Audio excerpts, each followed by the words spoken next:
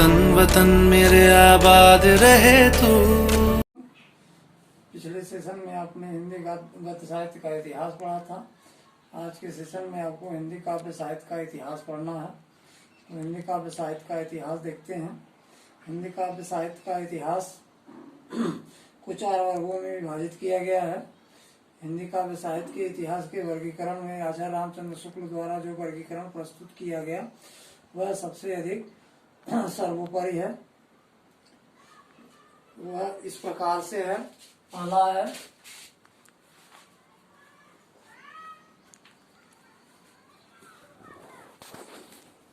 हिंदी का आदिकाल एवं वीरगाथा काल।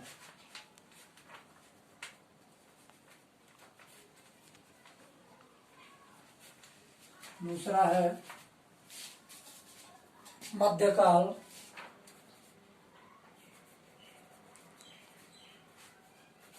जिसको भक्ति काल के भी नाम से जाना जाता है। तीसरा है उत्तर मध्यकाल,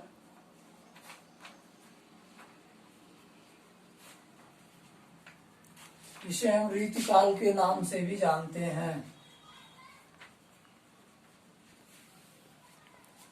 चौथा है आधुनिक काल,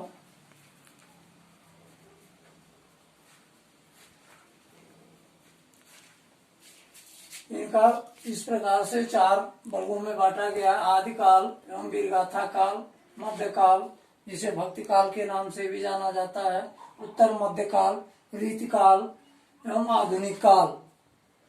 अब इनका काल समय आदिकाल को 743 ईस्वी से 1343 ईस्वी तक माना जाता है। उसी प्रकार से मध्यकाल यानी भक्ति काल को 1343 ईस्वी से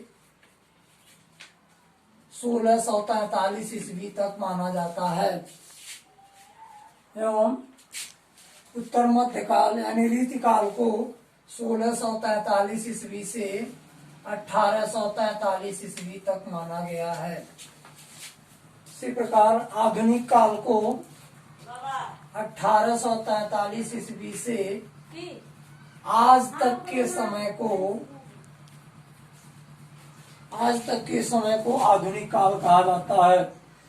सर्वप्रथम लेते हैं आदिकाल।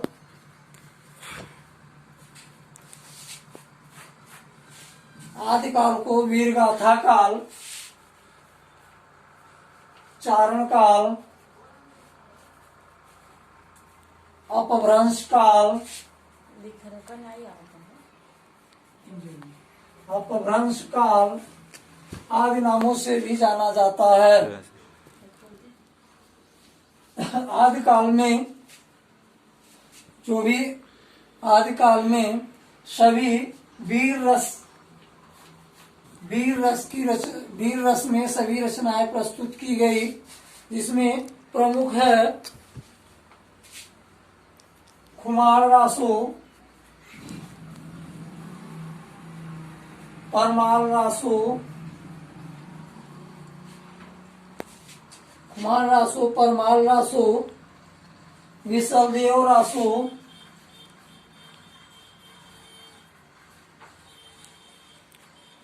आलाखंड। इस प्रकार से अन्य रासो ग्रंथों की रचना की यानी आदिकाल में जो भी रचनाएं प्रस्तुत की गई वह रासो ग्रंथों की रचना की गई।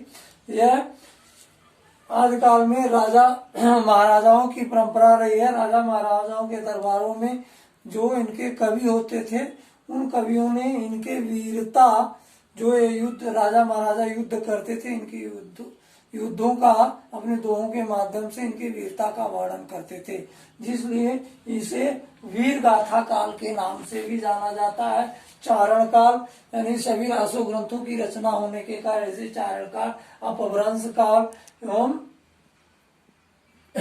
आदि नामों से जाना जाता है। इनमें जो भी रचनाएं प्रस्तुत की गई वो है रासो ग्रंथों की रचना वीर रस में की गई। इसके बाद आता है अपना मध्यकाल यानी भक्ति काल।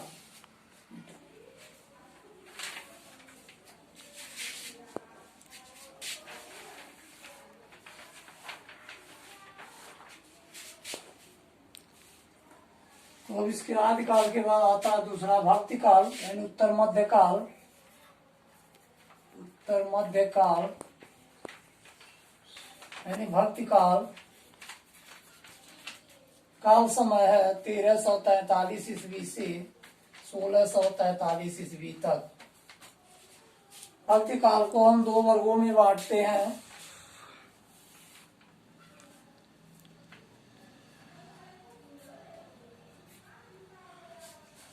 भक्ति काल को दो वर्गों में बांटते हैं, सगुण भक्ति धारा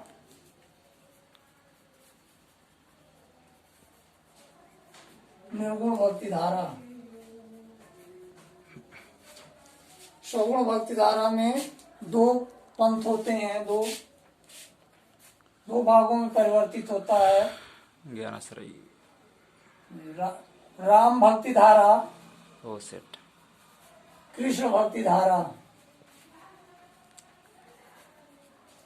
वहीं निर्गुण भक्ति धारा को दो वर्गों में बांटते हैं। पहला है प्रेमाश्रयी शाखा,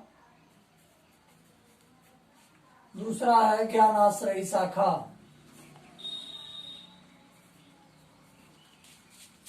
उसी प्रकार से राम भक्ति धारा में जो कवि हुए प्रमुख कवि तुलसीदास माने जाते हैं, जिनकी रचना रामचरितमानस सबसे प्रसिद्ध है।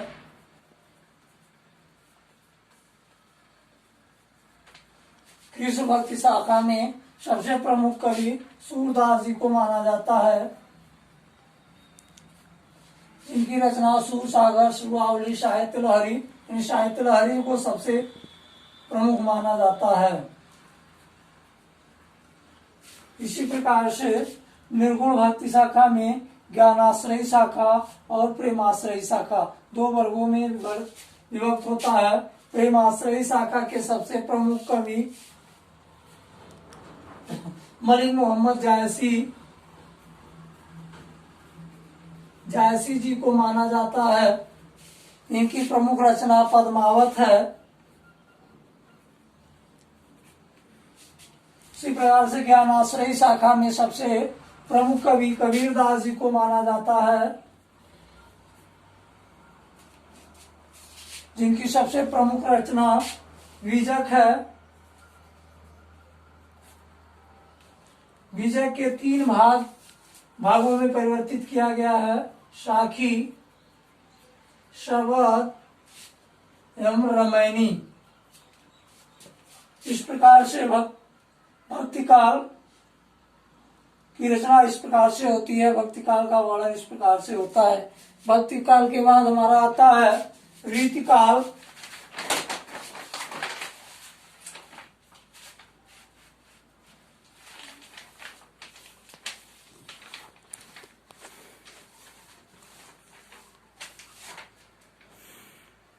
भक्ति काल के बाद तीसरा काल जो है वो है रीति काल। उत्तर मध्य काल एवं रीति काल।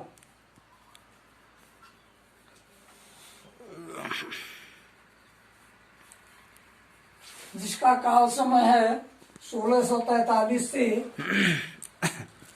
1843 ईस्वी तक।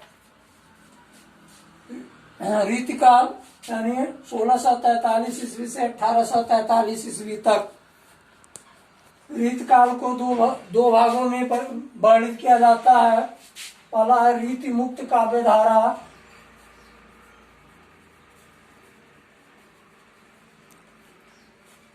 एवं रीतिबद्ध काव्य धारा।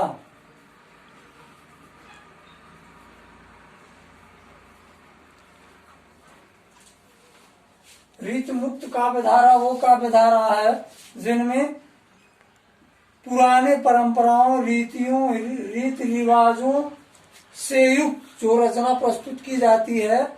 जिन रचनाओं में पुराने परंपराओं, रीतियों, रिवाजों एवं परंपराओं का पालन करते हुए जो रचना की जाती है वे रचना रीति मुक्त काव्यधारा रीतिबद्ध काव्यधारा के अंतर आते हैं। और जिन रचनाओं को परंपराओं, बंधन, रीति रिवाजों से मुक्त अलग रखा जाता है, अलग करके प्रस्तुत किया जाता है, वर्णन किया जाता है, वहाँ रीति मुक्त काव्यधारा होता है।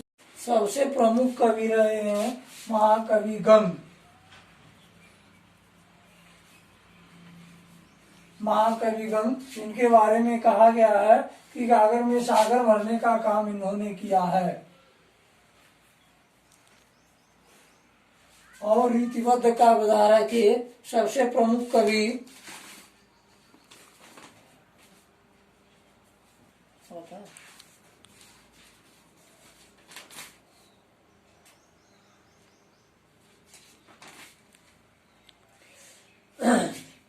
रीतिबद्ध काव्यधारा में सबसे प्रमुख कवि बिहारी लाल जी रहे हैं। बिहारी सत जिन्होंने बिहारी सतसई की रचना की।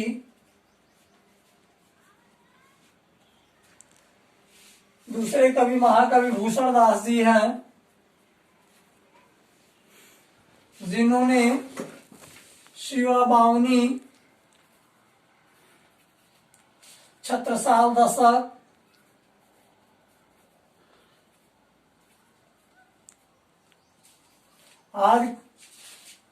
आज रचनाएं प्रस्तुत किए। अब इसके बाद आता है चौथा आदिकाल या आधुनिक काल, जिसका काल समय 1843 ईस्वी से अब तक का जो समय है उसे आधुनिक काल के अंतर्गत रखा जाता है।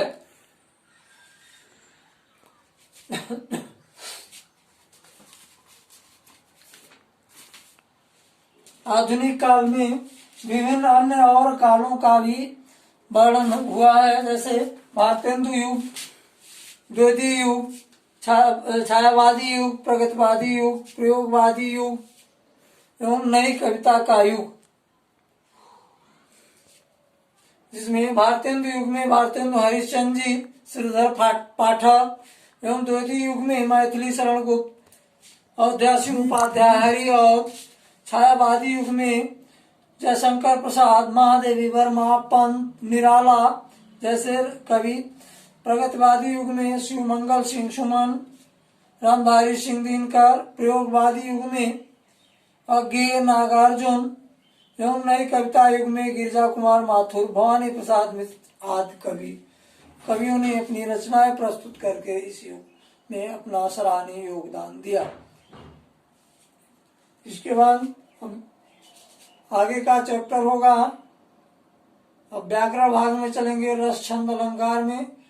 अगले दिन आप लोग रस किताब से दोहरा करके आइएगा, अगले दिन रस पढ़ा जाएगा। ठीक, धन्यवाद, थैंक यू।